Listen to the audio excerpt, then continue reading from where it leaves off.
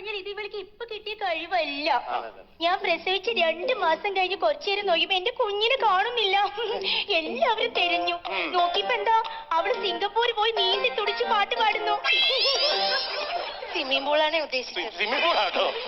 Singapore എന്താ swimming pool ഇല്ലേ? മിണ്ടാതിരി അവിടെ. പിന്നെ ഞാൻ എന്റെ മോളെ ഭയങ്കര ഓർഫനേജ് ആയിട്ടാ വളർത്തിയത്. യുനോ ഓർഫനേജ് എന്ന് പറഞ്ഞ അനാഥാലമാണ് തള്ളേ. അതൊക്കെ എനിക്കറിയാം. ഞാൻ അതല്ല ഉദ്ദേശിച്ചത്.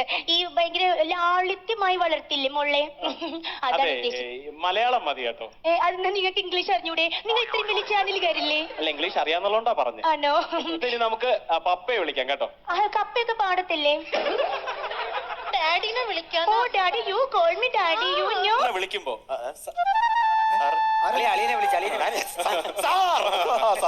സാറിനെ വിളിക്കുമ്പോ സാറ് വന്ന് കസേരയിൽ ഇരിക്കുക. സംഗീത വലതുഭാഗത്തും ഞാനും ചേർന്ന് നിൽക്കാം.